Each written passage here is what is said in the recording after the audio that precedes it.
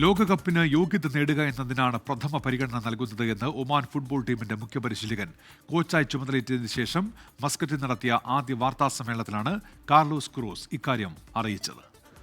ഒമാന്റെ ചരിത്രത്തിൽ ഇതുവരെ ഉണ്ടായിട്ടില്ലാത്ത അവസരമാണിത്. കളിക്കാർ, ക്ലബ്ബുകൾ, മാനേജർമാർ, ഉദ്യോഗസ്ഥർ എന്നിങ്ങനെ എല്ലാവരുടെയും ശ്രമങ്ങൾ സംയോജിപ്പിക്കണം. സത്യസന്ധത വളരെ പ്രധാനമാണ്. കളിക്കളത്തിൽ വിജയം നേടുന്നതിനുള്ള ബുദ്ധിപരമായ പ്രവർത്തനമാണ് ഇവിടെ നമ്മളുടെ ലക്ഷ്യമെന്നും കോച്ച് പറഞ്ഞു. ഉസ്ബെക്കിസ്ഥാനിൽ നടക്കുന്ന സെൻട്രൽ ഏഷ്യൻ ചാമ്പ്യൻഷിപ്പിൽ പങ്കെടുക്കുന്നതിന് മുന്നോടിയായി ദേശീയ ടീമിന് തുർക്കിയിൽ പരിശീലന ക്യാമ്പ് നടത്താനും തീരുമാനിച്ചിട്ടുണ്ട്. പുതിയ കോച്ചിന് കീഴിൽ പുത്തൻ കുതിപ്പിനൊരുങ്ങുകയാണ് ഒമാനെന്നും അദ്ദേഹം വ്യക്തമാക്കി. ആഭ്യന്തര പരിശീലന ക്യാമ്പിനുള്ള ടീമിനെ ദിവസങ്ങൾക്ക് മുൻപ് ഒമാൻ പ്രഖ്യാപിച്ചിട്ടുണ്ട്. പരിചയസമ്പന്നതയ്ക്കൊപ്പം പുതുമുഖങ്ങൾക്കും പ്രാധാന്യം നൽകിയുള്ളതാണ് ടീമെന്ന് അധികൃതർ അറിയിച്ചു. പുതിയ ചുമതല ഏറ്റെടുത്ത ശേഷം കോച്ച് കാർലോസ് ക്യൂറസ് വിവിധ പ്രാദേശിക ക്ലബ് മത്സരങ്ങൾ കാണാൻ എത്തിയിരുന്നു. ഇതിന്റെ അടിസ്ഥാനത്തിലാണ് ടീം പ്രഖ്യാപിച്ചിരിക്കുന്നത്. പരിശീലനത്തിൽ മികച്ച പ്രകടനം പുറത്തെടുക്കുന്നവർക്ക് ദേശീയ ടീമിൽ ഇടം പിടിക്കാനാകും.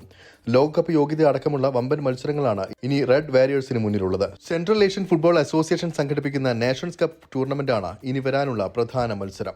24 ഒമാൻ.